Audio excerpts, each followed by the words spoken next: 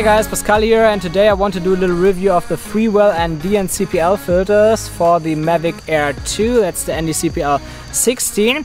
And I already used Freewell filters on the Mavic 2 Pro before. At this time I paid them completely by myself, and for the Mavic Air 2 Freewell sent them to me for free, so just as a little disclaimer here to be transparent. So why would you buy ND filters from Freewell if DJI includes ND filters already in the Flymore combo? Well, in the Flymore combo there is only the ND16, the ND64 and the ND256, which is okay to get started, but it leaves some holes there, like it doesn't cover the whole range, and that means that depending on the lighting conditions you might not be able to adjust your shutter speed perfectly, because that is what ND filters are made for. Some people think they would enhance your image or so on. This is not true. ND filters are only there to control your shutter speed. So generally when you shoot at 24 frames per second you want to have a shutter speed of 1/15 of a second, and that means that you need ND filters, because otherwise the image would get way too bright. So ND filters are basically just a sunglass. But what Freewell also does here, they include the CPL filters. So this is the all-day pack with 8 filters, and the CPL ND filters, they also add polarization to your image, which cuts out reflections from the sky. And that's great because that makes the sky more contrasty and you overall capture a little bit more dynamic range. That just enhances your image a lot. So that's actually also one reason why I would recommend to get these filters instead of using the original DJI ones. Just having polarization in the filters is just such a game changer, and that's actually also the reason why I use the Freewell filters for the Mavic 2 Pro. Another good reason to get these filters over others, maybe Polar Pro or so, is the price. They are not as expensive as other filters, but they're also not too cheap. They are kind of in the mid-range, so overall that's great.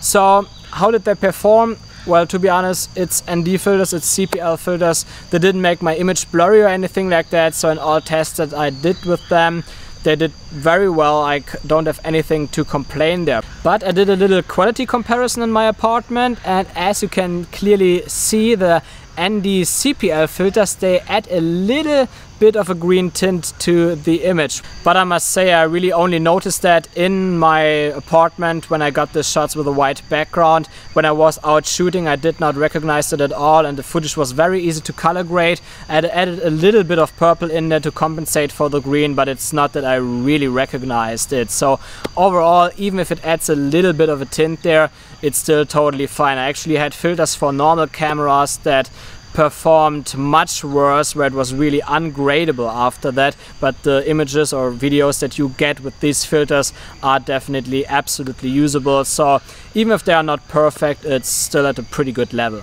Let's also talk quickly about the filter packages, and the package that I got here was the all-day package that includes 8 filters, 4 ND filters and 4 ND CPL filters.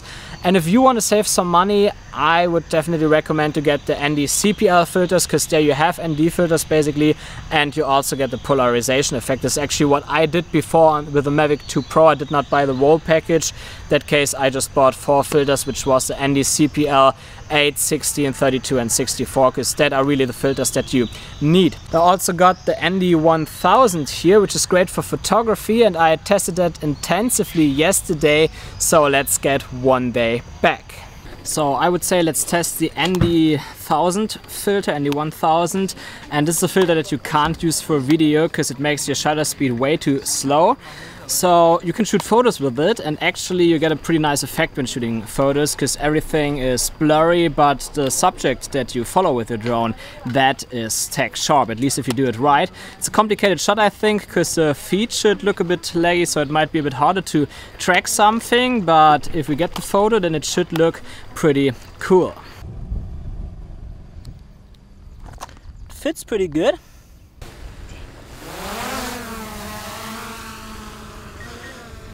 So I did a first test shot and it was actually a lot easier than I thought, because it's not that the video signal, like the live feed that you see on your screen, is laggy. It actually recognized that the shutter speed is too low and then it adjusted, but you still get a low shutter speed, in that case now 1 second shutter speed, which is actually pretty low. So it's actually an easy shot, I would say. I'm just waiting for Leon now to arrive with the motorbike, and then we can get the shot. Okay, Leon is there now, he just wants to drink something. Don't drive too fast, it makes it a bit more complicated. You have to be exactly at the right speed.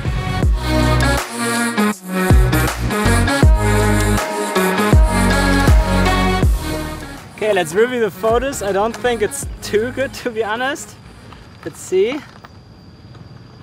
Maybe that one. Oh yeah, that one is actually good. Let's do one more. I want to try if object tracking works. Why don't we do it on the big bridge over there?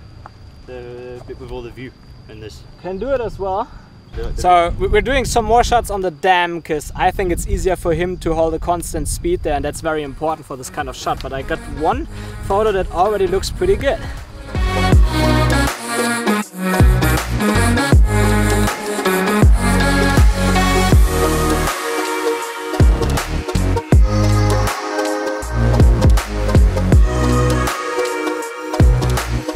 Still again one usable photo, but it's still that he's a bit blurry and I want the perfect photo. We'll probably not get it.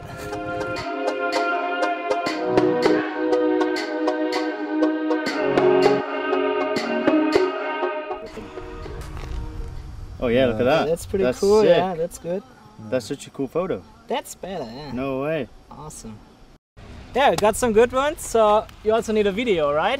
Yeah, please. For the video we use another ND filter so that we have natural motion blur, but for video and not for photo. Okay, I got the ND32PL on. That gives this nice dark blue sky while the clouds are still pretty white. That looks awesome, and it also gives natural motion blur because we have quite a lot of sun now.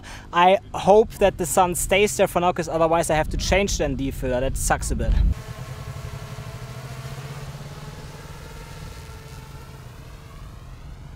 I love it. I'm tracking Leon right now. That looks great. I'm pretty low to the ground, which might be dangerous now because there's a car. Okay, the drone tracked it again. Awesome.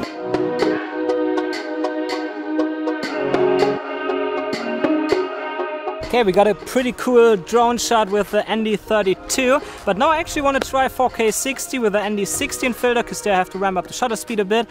And I will do a tracking shot of him and fly as close to the motorbike as possible so that we can slow it down later. Hopefully I won't crash my drone.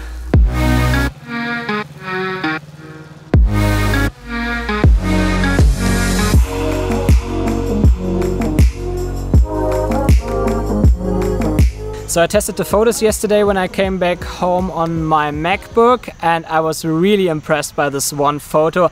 I must say it took a long time, like about an hour to get this photo. I needed many shots for that because for 1.6 of a second or so I really had to be exactly at the same speed with the drone as the motorbike to get this shot, and that obviously is pretty complicated. So in order to get such a shot, just take many photos and try your very best to keep the drone at the same speed, and eventually you will get a shot like that. Well, needs training, yeah. What I also want to say about the ND1000, I was not able to test this filter in my apartment because it's just way too dark. But from my experience with the other filters from the test, it did not even add any noticeable tint or anything like that, so even also that filter has a very good quality. And as a conclusion, I can also say exactly the same about all the other filters. The only little downside is that they add the little tint to your image. At least the ND CPL filters, the normal ND filters, don't do that,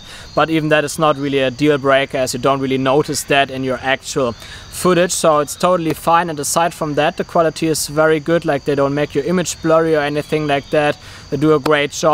And yeah, as mentioned before, I already used Freewell filters on the Mavic 2 Pro, and there I had exactly the same experience, great quality overall. So I can absolutely recommend Freewell filters, and I hope that this video helped you a little bit. If yes, then please leave me a thumbs up.